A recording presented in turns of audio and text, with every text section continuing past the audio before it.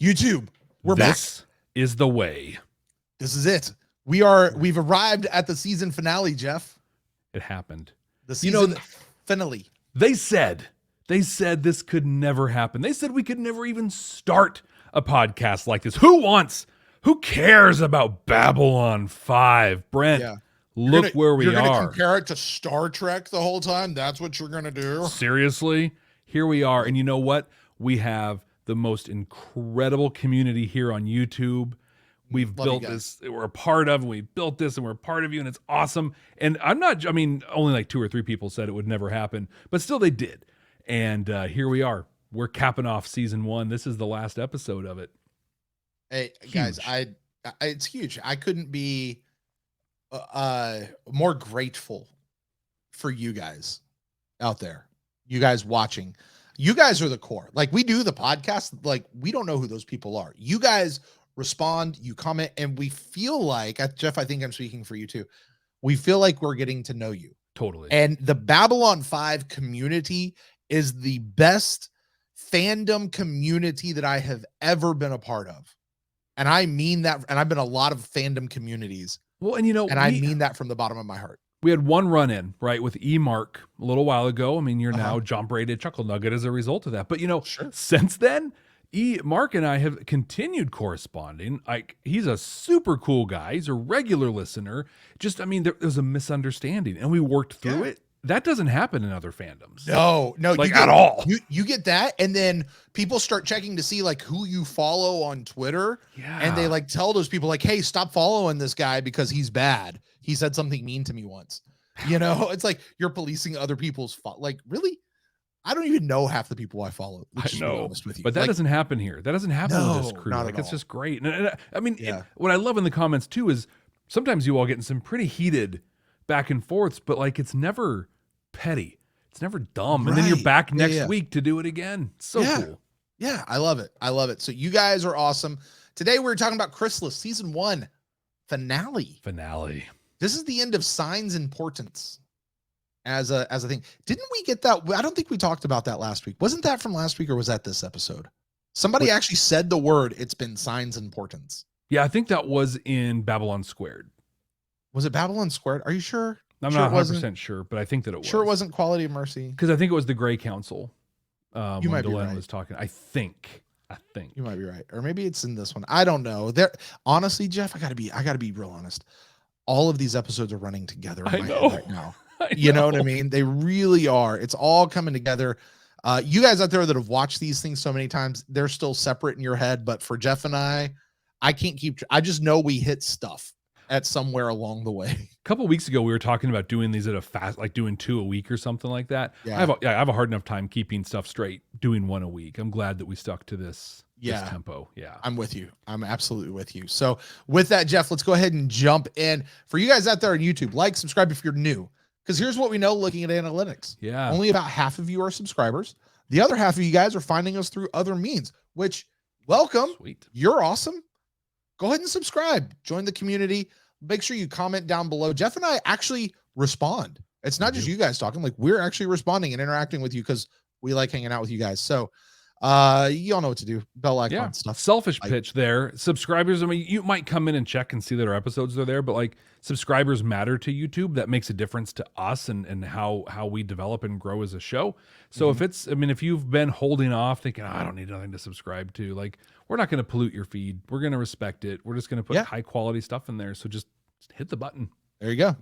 Speaking of hitting the button. This is my first time.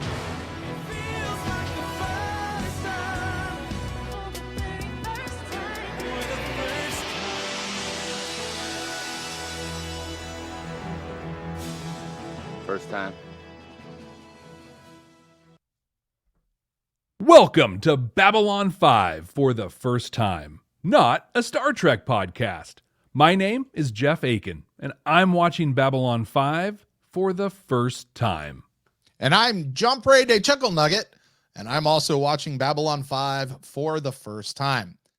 Jeff and I are 2 veteran Star Trek podcasters watching Babylon 5 for the first time, searching for those messages, the hope of the future, those things that make people say, hey, this is just a ripoff of Star Trek, or Star Trek ripped off Babylon 5, or whatever else that's out there. We're overanalyzing it, trying to mine this show for all of its yummy goodness, and just enjoy this show as we have been for the last season. And while this is not a Star Trek podcast, we are Star Trek podcasters. And so to keep us honest, we have the rule of 3. Each one of us has only 3 Star Trek references that we can make per episode, up to 3. And whenever we happen to make one of those, you're going to hear that buzzer. Once we get to 3, Brent, no mas. No mas.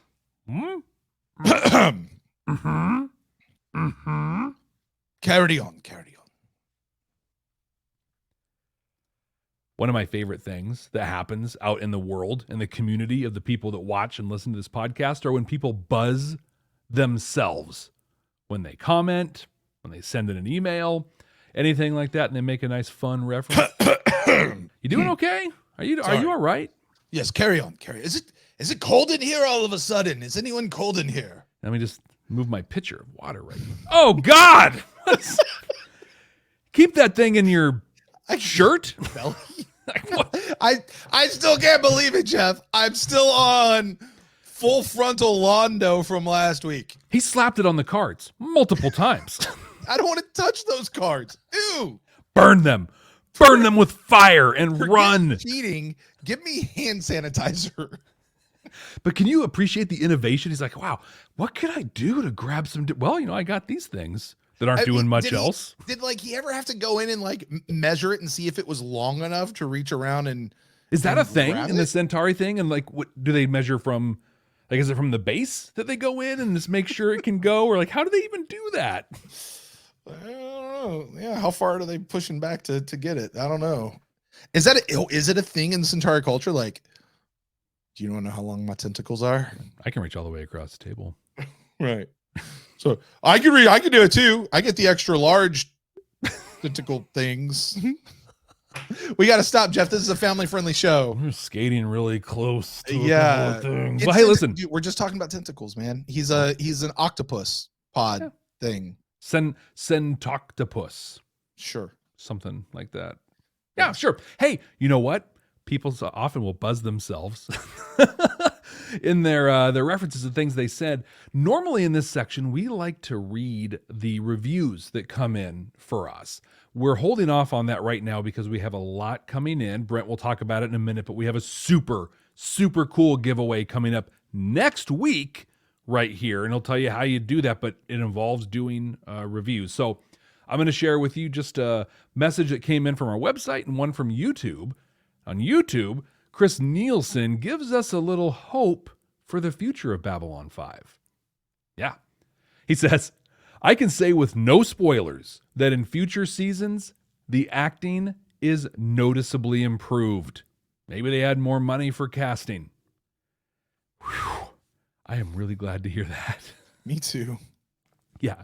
And then our website, Babylon5first.com, that's the number 5 and the word first.com.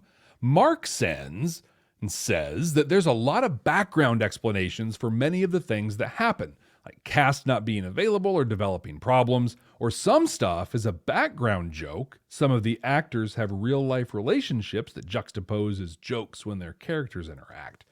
I don't know of how much of that you need to know because it could lead to spoilers, but once your project is done, looking that stuff up could be a really good time. That I'm down for. Totally. Yep. That I'm down for. Absolutely. Well, and what I know, so I'm going to call out, not by name, but some of our YouTube people who we love, like Brent said, we love the comments, love them, but please no spoilers. And you might not think this is a spoiler, right? But this is a really good example. Here's what I know. Jerry Doyle and the actor who portrays Talia Winters are married. Are they? So, yeah, so they're married. And so this thing that Mark says totally makes, it's kind of hilarious. Like the really cringy, creepy, horrible way that Garibaldi treats Talia is kind of funny when you know that. Like that changes it a little bit. You don't know that. It's still just really creepy. Right. There's can I do a Star Trek reference then and not get buzzed at this point? You know what? It's the season finale. Let's go wild. Okay. So in Deep Space Nine, maybe this is another way that Deep Space Nine ripped off Babylon 5. Okay. There are two actors on Deep Space Nine that are also married. In this case, it was the character the guy who played Dr. Bashir and the lady who played Kira Nerys. And there's a season where Kira is pregnant. The actress Nana is like pregnant in real life with their first child, and they actually had to write it into the show. And they had this whole thing where the character of Dr. Bashir did like he transported a baby into her womb, to save the life of the baby. Like it was a thing, right? And there's this whole deal, like there's this whole scene where they're just yelling at each other, and she looks at him at one point and goes, "You did this to me. This is your fault." And it's such a wink, wink, nudge, nudge to anybody who knows the truth. Is that same kind of a thing? Yeah. So it's super fun. Well, thanks for sharing that, Mark. And we look forward to looking back and seeing the other cool relationships. Brent. Yes. Tell people how they can win that incredible model of Babylon 5 you've got there. Right. Well, I got to tell you, this model is going to be so hard for you guys to win. It's not even going to be worth it to do it.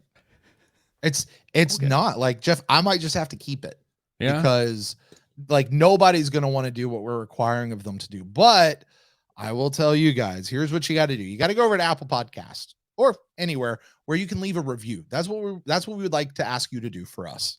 Go leave us a review at whichever platform you have done so. And then here's what we need you to do, because this is how we're going to know. We need you to take a screenshot of it and email it to us at Babylon5first. That's the number 5, the word first. Babylon5first at gmail.com. Or if you don't want to email it, tweet it at us, DM us, just tag us in the tweet. That'll work too. And as long as you do that, then that will make you entered into win. And I hear some people out there saying, but I've already left a review. Well, you know what, guys? If you've already left a review, yours counts as well. You're in. Just go take the screenshot and say, hey, this one was mine. That's all you got to do. And you're going to be entered in to win this super cool 3D printed station, replica of the station of Babylon 5. This is going to be yours. Our good friend Wash designed and printed and sent this out for us to actually use as a giveaway. This is awesome. You can check him out on Twitter at @TheDavidWash. And if you're listening to this on your podcast app, and you don't normally come to YouTube, just come in here and hit the little timestamp and come look at the station. Like, it's incredible.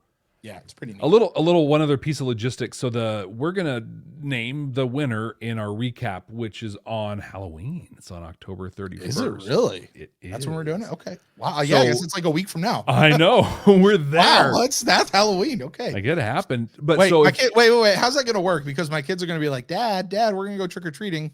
We have Babylon 5 to talk about. I think your kids can wait. That's fair enough.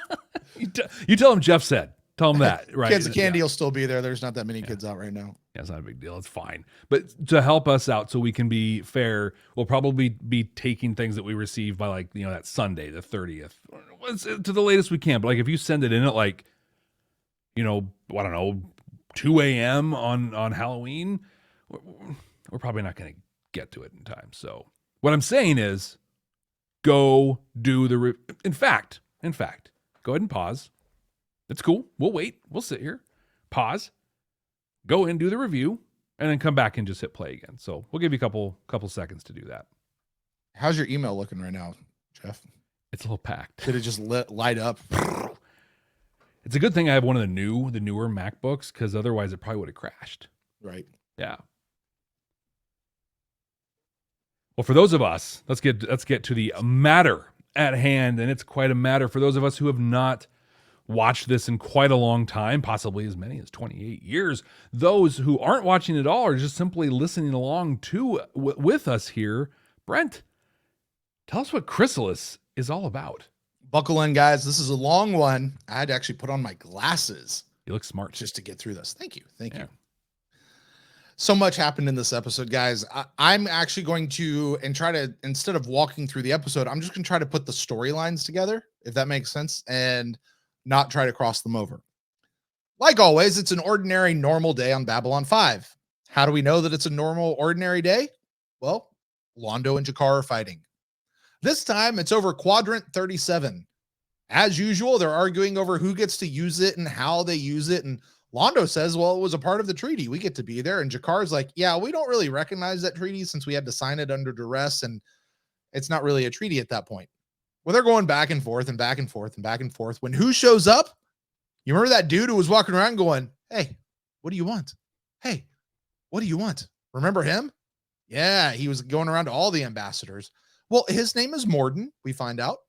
And he's back to say to Londo, in this case, hey, I know what you want. How about I give it to you? No price. It's all for free. Just remember this when we may or may not come asking you for a favor one day. Londo's like, sure. And the next thing we know, Morden's cloaked ships are taking out all of the Narns in Quadrant 37 like they're on the Narada. Jakar is devastated by the loss of over 10,000 Narns from this sector. And he heads out to find out what's going on. He leaves a message for Sinclair.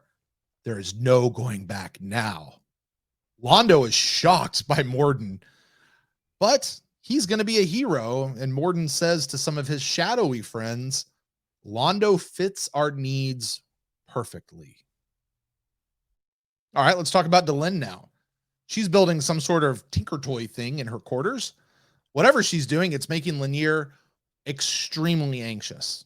And apparently it's all about a prophecy, and if she's wrong, it's going to mean her death. She goes to see Kosh, and when she's there, he opens up his suit to let her look in because she wants to see it with her own eyes, whatever it is. She agrees to keep a promise that we don't really know what the promise is, and says that he'll never see her again as she is now. Back in her quarters, she finishes her little project and uses that little Triforce thingy to turn it on because it's going to do something weird, like cause her to go into a cocoon or wait for it, chrysalis. You know, that word we heard a few episodes ago, or the title of this particular episode. Well, I'm sure we're going to catch up in season 2 exactly what's going on here, because that's where her story ends in this episode. She's inside the thing, and maybe we'll see what her wings look like. All right, let's talk about the command staff now. We'll get to it. Garibaldi gets a warning from an informant that they're going to kill him, but then the informant dies before he can find out who they are and who him is. This sets Garibaldi off on a quest to find out who's going to kill whom. And while he's doing that, Sinclair is in his quarters with Christine. Remember her? The girlfriend? Yeah, where's she been for the last half of a season? Anyway, they're talking, and there's stuff on TV about the president going to Jupiter for some reason that has to do with aliens, because that's what the president does. And that's when Sinclair turns around and proposes to Christine, and an even worse proposal than I gave to my wife. Just throwing that out there. But now they're getting married because she was like, of course, you stupid idiot. Well, while that's happening, the president is still doing more things to piss off Home Guard. And Garibaldi finds out information about a smuggler named Devereaux, and he discovers a crate of Devereaux's cargo that's gone missing. Inside that crate, communication jamming devices that are set for the area around, wait for it, Jupiter, right where the president's going to be. Garibaldi is off, but he leaves one of his lackeys to guard the crate, saying, don't let anybody touch it. Unfortunately, that lackey is actually working for Devereaux, and he winds up shooting Garibaldi straight up in the back at point blank range. In the med lab, Garibaldi is able to do what the informant couldn't do. He tells Sinclair that someone is going to kill the president. Well, it's all for naught, because the president's ship blows up really good on TV, ushering in the vice president as the new president, who immediately signs on to Earth First ideology. Well, this just leaves Sinclair in his quarters musing that the whole idea on the idea that nothing is going to be the same anymore. All right, so let's recap, Jeff. At the end of season 1, here's where everybody is. Earth has a new president. Garibaldi's on a table in the med lab. Jakar's flying out to Quadrant 37. Londo's a hero, but he's kind of feeling guilty about it. Delenn's wrapped up in a coon, and Lanier is really, really nervous about it. And Sinclair is in bed with his girl. I'd like to be Sinclair in this situation, to be honest with you. Jeff, what did you think of this episode, Chrysalis? Great job on the recap. There's a lot that happened in this one, and I'm super good. Like, I am really good with how like everything ended in this one. It was a good season 1 finale. Totally, right? Like, it brought the threads together, set them up for the next. Like, it was just this really great tee off for everything. But I'm excited because back in War Prayer, I expected, so they were rushing in, right, to stop when Sinclair was trying to be, infiltrate Home Guard. I fully expected Babylon security to turn on Garibaldi in that point, be like, oh, we're Home Guard. That happened here. Like, I saw like the seed back in War Prayer. It happened in here. Right. I love what's happening with Londo. We've watched Londo in a couple of episodes. Born to the Purple is one that I really think about, where he's at a crossroads. There's the theme, right? In his life, where he's like, all this BS I kind of grew up with, I don't know if I buy into it anymore. And he's at that like moment where he's kind of considering, but then Morden comes in. He's like, no, dude, trust me. Like, your status matters. Like, here it is. It's all. So I think that the Morden stuff really came at a really fascinating time for Londo. I thought it was really cool that Jakar, it seemed to me like Jakar is starting to question some of the Narn tactics and just in general. Like, he seemed very pensive and very thoughtful, and not quite as aggressive as he was. Like, I feel like there was a real shift in Jakar. In what part exactly are you thinking? So there was this stuff with him and Londo, well, no, we're going to do, like, he was literally wearing a cape in the council chambers, which I thought was pretty nice touch. Right. And just being the Jakar that we've come to know and love, right? Well, when you're ready to talk seriously about this, I'll come in.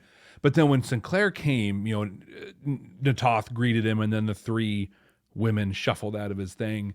Like, he just seemed a lot more thoughtful. And when Sinclair was like, you used to be peaceful before the Centauri came, just the look on his face, and then the way he kind of approached at the very end with when he had the realization that there was another player, right? The Minbari wouldn't have attacked us. The Vorlon don't care about us. Earth wouldn't do a thing like this. The Centauri aren't capable. None of the other words are capable. There's someone else. Like, I think it just kind of changed the way he saw things. And I don't know. I felt a shift in Jakar. And but the moment you saw it was when he and Natoth and Ivanova were on the train right after the president died, and he was just like, I'm really sorry about that. Like, I don't know. I just felt it was a different Jakar.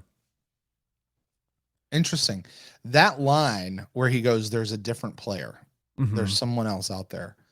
I think up till now, because I remember this guy Morden. I didn't remember him that well. Okay. I just remember going around asking, what's up, being kind of creepy, and then he does something for Londo at the very end of the story, and he goes away. And I think we kind of speculated that there might be something more there.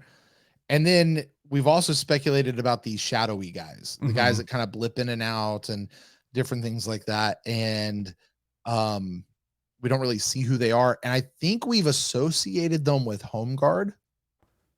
And I don't know that they're actually associated. I think these are 2 completely separate things. Like, I don't know that these shadowy figures are even like Morden is human. Yeah. Well, but I don't know that the rest of them are human. Yeah. Very good point. Good point. He appears to be, but we don't know that he is. So here's my thought, right? So in Babylon Squared, I was like, oh my gosh, Earth Force with their little cloaking devices. They're the ones attacking Babylon 5.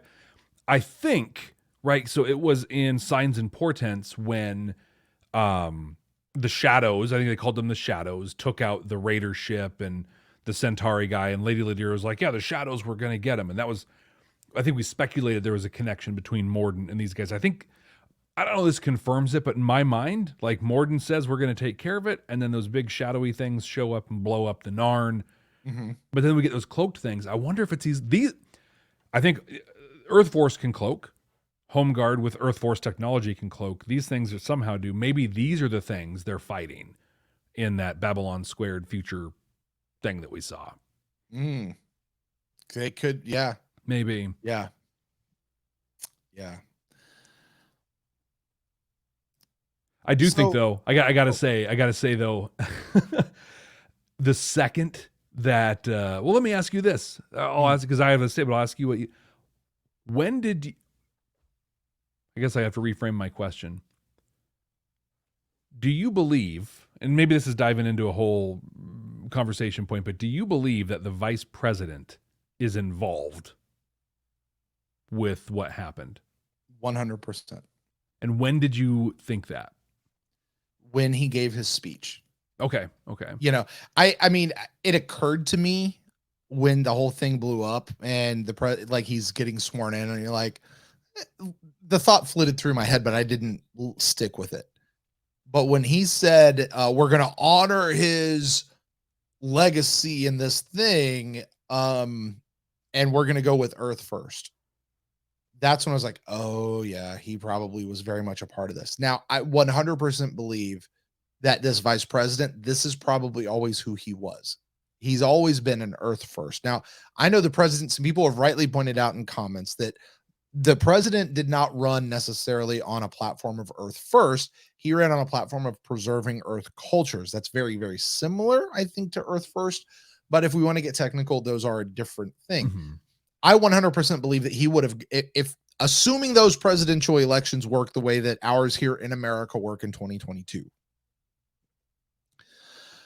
in 2012 or 2008, maybe not now. I don't know. Yeah. Let's not. Yeah. I don't know. But historically, the way that they work here in America, 1994, when this show was made. Yeah. There you go. Presidential candidates choose a vice president, not because of what they can do for the administration, but because of the voters that they can bring in. Yep. That's the only reason they're really chosen. And I 100% believe that President Santiago would have chosen this guy to be his VP to get that group of people to come vote for him. And it's actually kind of dangerous that Santiago's gone. Yeah. And I could 100% believe that when the vice president saw that Santiago was doing all this stuff where he was kind of playing kissy face with the various alien cultures, that made him mad, and that he somehow very well could be involved in that. You know what I mean? Yeah. Like, even if he ordered it, or even if he didn't order it, but he's just, help me out, Jeff. It's not sentimental. He's, sympathetic. He's sympathetic to their cause, and like that's kind of what he wanted to happen. So it's been a while since we busted out the cork board with pictures and red yarn stretched all across it, but allow me to dust this bad boy off. Here we go. So they made a short news announcement, and first, I love how this show uses media and background noise and things just to drop these little pieces throughout. Mm-hmm. Oh, the vice president's gotten off of Earth Force One at Io because he has a viral infection. And so he's going to rest here while the president finishes his trip to Jupiter. Right. Oh, no. The vice president's in on this whole thing. They got him off. Now, okay, red yarn. Going to go across. In the sky full of stars, there was a scene where I think it was the first episode, right? No, that was the one where we kind of got the insight to the Battle of the Line. Oh, okay. Yeah. So there's a scene where I think it was Garibaldi was reading Universe Today. He was reading the newspaper. Okay. And I made comment on a couple of headlines in there. And one of them was that Psycor was in hot water for publicly endorsing vice presidential candidate Morgan Clark. Oh. So this then ties back to what we've talked about a couple of times, and where I've really hung my hat, that Psycor is behind all of this. They're manipulating things politically. They're using their Psycor telepathic powers to, kind of amplify public sentiment in those things. I think that they've taken a guy like Morgan Clark, who, like, he's probably Earth first. Like you said, he was sympathetic, whatever. He's kind of fringish, enough where he's electable, but also, far enough over where where he could be swayed. But they through their influence have pushed him over the top. And now he's like, I'm the man, and stuff's going to start going my way. I think this is all going back to Psychor. I'm for like, I still need this stuff to come together. You know what I mean? Like, there's so many different things happening. Like, you know, we have 4 more seasons of it all. There's definitely still 4 more seasons, but yeah, man, I'm with it. I'm feeling everything you're laying down. I'm picking it all up. I think this guy, Clark's going to be a thing. You know, with Santiago, we saw his picture twice. Right. You know, he came to the station. We didn't get to see him. Clark, he got TV time. We saw his face. He had lines. We're going to see President Clark going forward. Right. That was one thing I noticed. I was like, wait, we never saw President Santiago. Like, ever. Didn't see a picture of him. Didn't see him on TV. Ever. We immediately saw this dude. They actually cast an actor and gave him lines and paid him money for that. Like, this will be a guy. We'll see him physically on the station at some point. Totally. Yep. So overall, for me, Jeff, this was one of those episodes where I didn't have a lot of notes, like hardly any at all. It was just, yes, all this stuff happened. You know what I mean? Mm-hmm. The notes I did make was the president got blowed up real good. We just talked about that. Garibaldi took one to the back. Yeah. Okay, cool. Which, yeah. I feel like, so one of the things I love about the episode is how it brings so many threads from the other episodes together. And I feel like I caught quite a few. I know there's so many more out there, but I loved that episode, TKO, and I've watched it a couple times since we watched it before. One of the last things Walker Smith says to Garibaldi, watch your back. I don't know if it's just coincidence. I don't know. But when I watched this, because I literally watched TKO maybe 4 days ago. So it was in my head, and I was just like, oh, that's cool. I mean, it's horrible, but cool. I don't think that's related at all, but cool. I'm glad that you did. I haven't put the cork board something down out of yet, it doesn't so, mean. Yeah.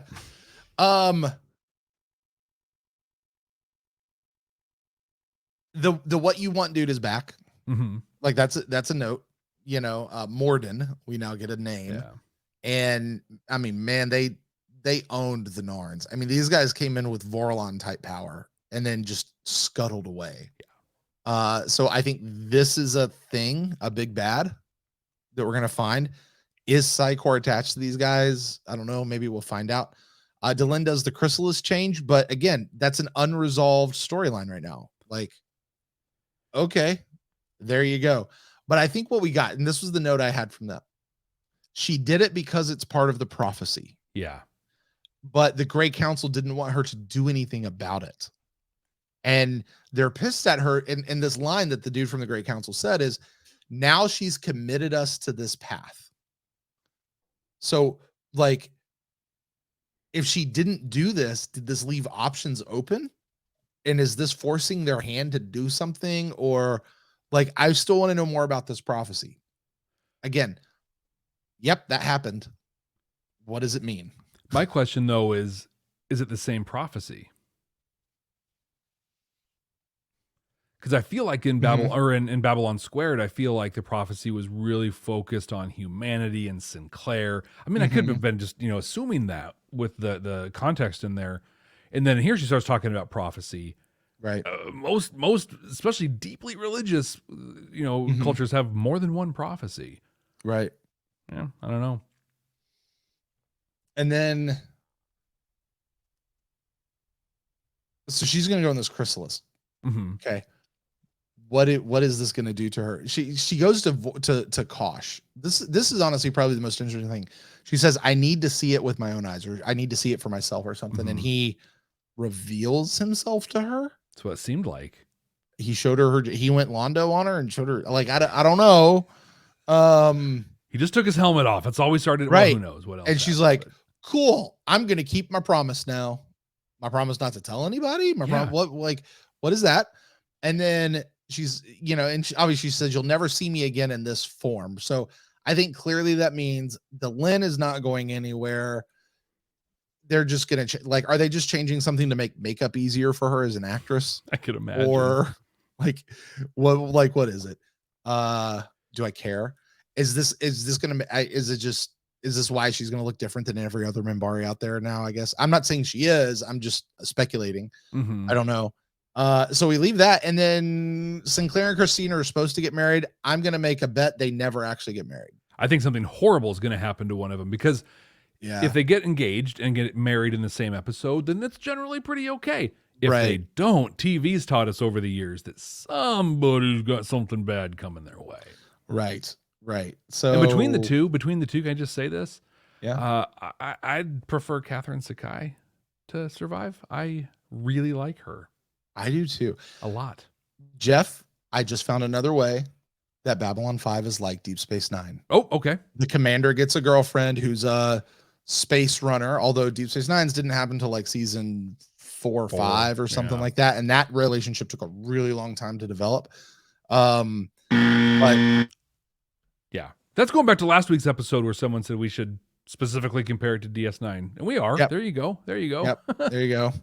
We'll find those as we go through. And here's the other thing that I got, and this really isn't that big of a deal, but it bugs me to no end. Quadrant 37. Yeah, quadrant. I don't know if anyone knows this, but quadrant, Brent, what does quadrant mean? Means 4. Yeah. Means 4 sections. An entire thing is divided into 4 parts. Now, you could name them whatever quadrant you want. I mean, I guess if you have quadrant 35, 36, 37, 38, and that's how you delineate them, fine. But that's weird. Yeah. I agree. You're talking quadrant 1, 2, 3, and 4, or quadrant alpha, beta, gamma, delta. Yeah. That's not a Star Trek reference. It's not. That's literally the alphabet. That's literally it. Right. That's the quadrants. That's it. That's all you got. And after being so like precise back in Babylon Squared with tachyons and all that stuff, like, yeah, you got your sci-fi chops, you got your cred. You shouldn't let this one slip. Yeah. So whoever their science advisor was on this one just didn't do his job, or hers. That's all I had on this episode, Jeff. So like, I hate to short sale this episode, but it was really just a lot of, that happened. I think there's a couple things like I want to dive into just a little bit. Because that's pretty much what I got as well. Yeah. But like starting with Delenn and Kosh, like that to me was big. It was really big, but it didn't mean so. I mean, here are the things, right? Is the change that she's going to become a Vorlon? Like, are Vorlon the next step, the next evolutionary step? Oh, boom! Yeah. That was my thought. I'm like, oh, she needs to see like proof, evidence, something, and then she does, and she's like, I'm in. I'm going to make this thing happen. Could you imagine what that would do to the universe, right? And just the balance of power to find out that the Vorlon are evolved Minbari. I mean, that is that's the Kelpians in Star Trek Discovery.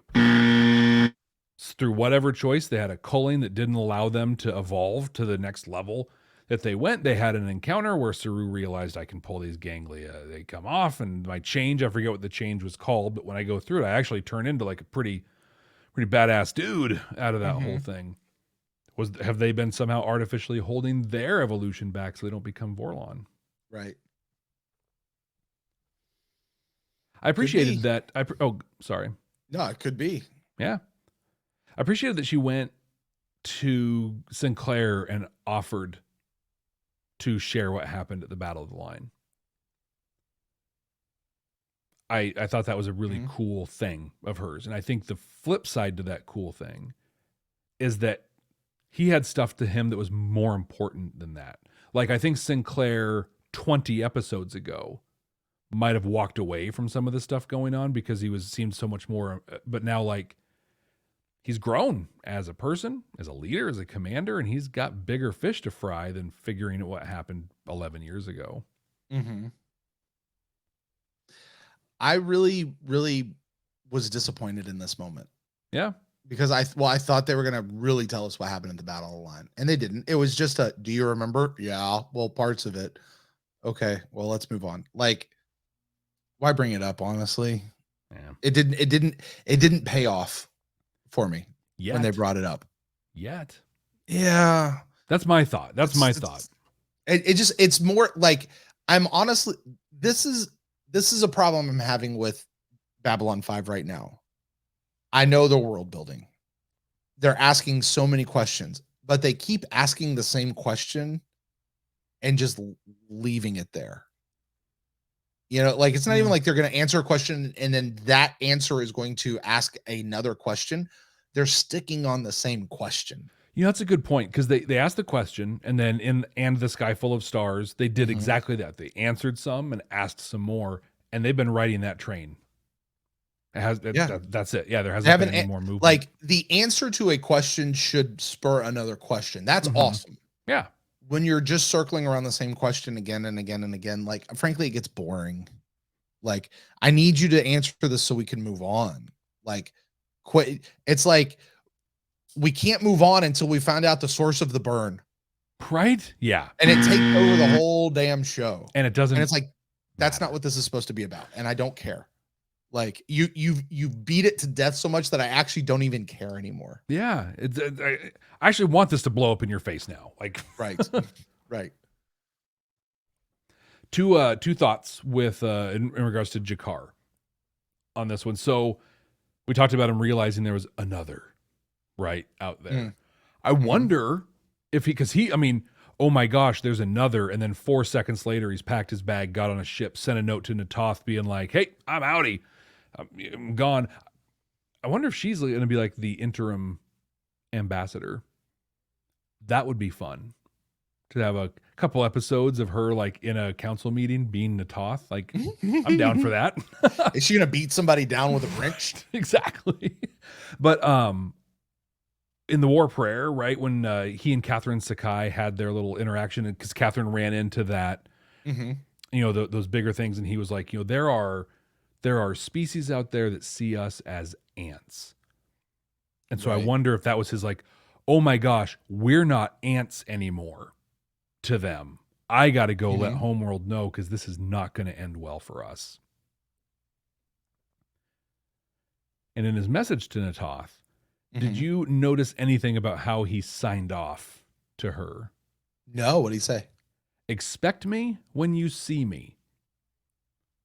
That's okay, how Gandalf. Yep, exactly. That's total Fellowship of the Ring. I picked up on that. I'm like, oh, right. That could not have been a coincidence.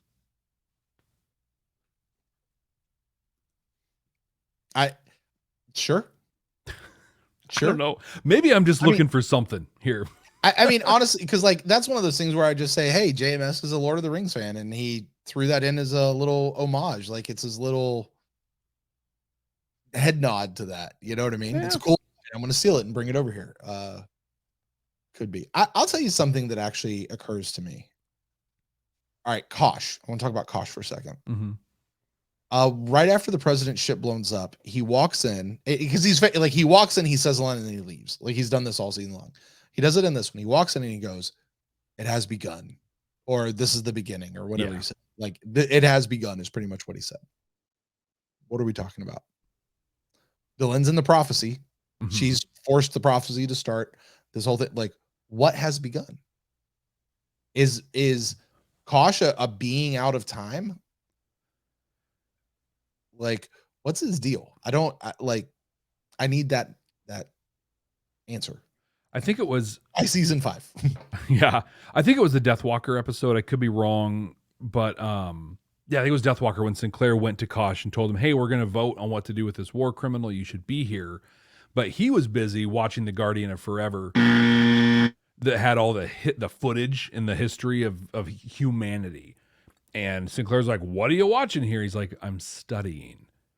And so I don't know if that was like a time viewer, like The Guardian of Forever was, or if it was just a screen he was watching stuff on. But I think he sees, history repeats itself. And he's seen this moment in history where he's like, so this has happened on Earth, before. You had a dictator that rose to power in 2024, in 1939, excuse me, and led a massive racial war throughout Europe. It brought the whole world to war. Now you're on a galactic stage. It has begun.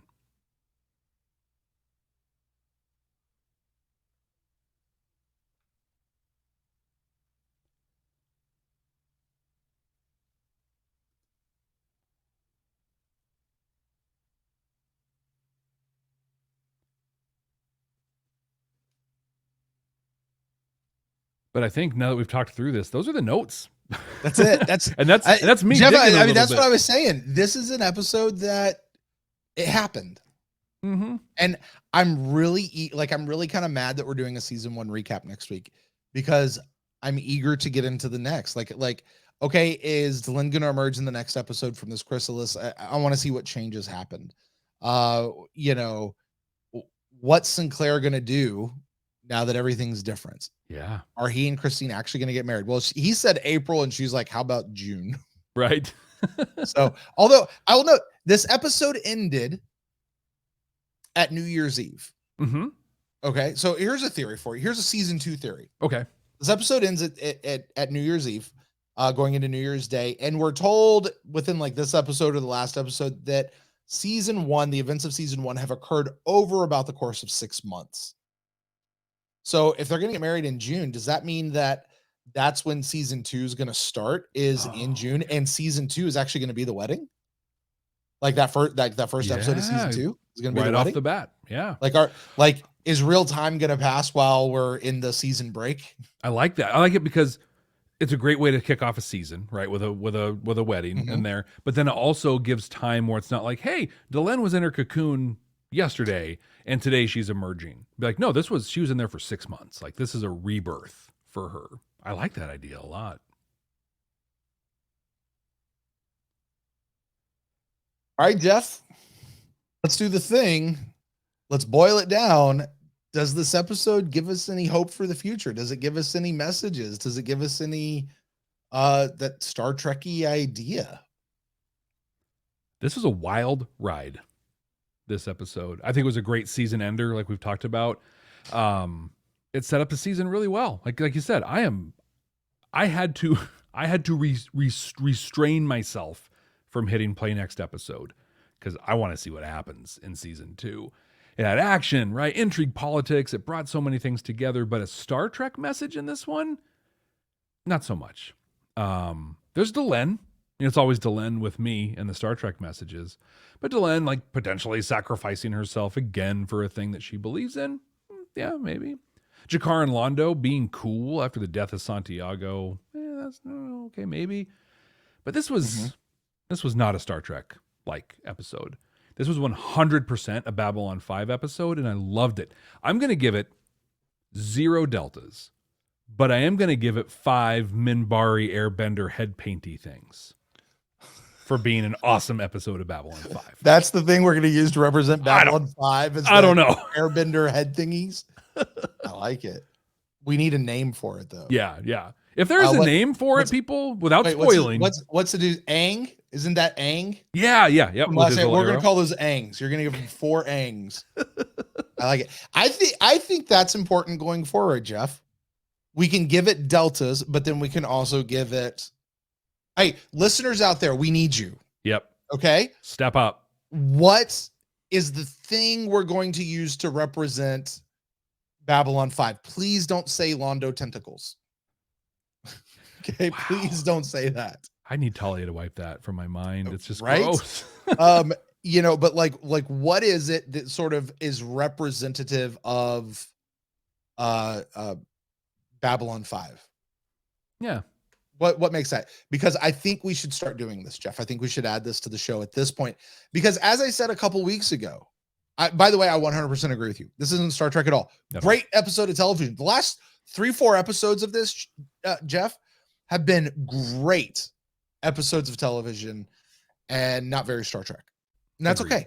Yeah. Like I said several episodes ago, I don't remember what it was, Legacies or Babylon's, I don't know, one of those. This is where Babylon 5 is making its own path. And it's doing something different. Its message of the future is different than what Star Trek says. And that's great. I love having that there. And so I'll give this no deltas, but I'll give it all for now, I'm going to call it the Aangs. Yeah. I'll give it all of them because it was a great episode of Babylon 5. That's exactly what it was. It was. Well, that's it for Chrysalis. That's it for season 1. Normally, this is where we play our game and we guess what the next episode is going to be about. But our next episode here on the podcast is going to be a recap of the entire first season. So we'll see you here for that. Thank you so much for joining us through this. Hey, Don't forget to send us your reviews, right? Head over, Apple Podcasts, Good Pods, wherever.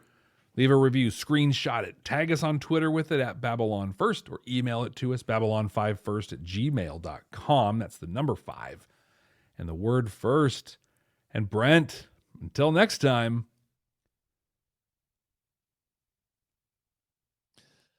Jeff, how many gods do I have to have upset for you to force me to sit through this every single week? Wow, man. I mean, 1, that kind of hurts. But 2, I don't know, like 42 of them? 47 maybe? I like 47. It's at least 47. All right, fine. Fine. We'll skip it this week then. Thanks, Shaquan. Just kidding. Live long and Zabagabi. First time.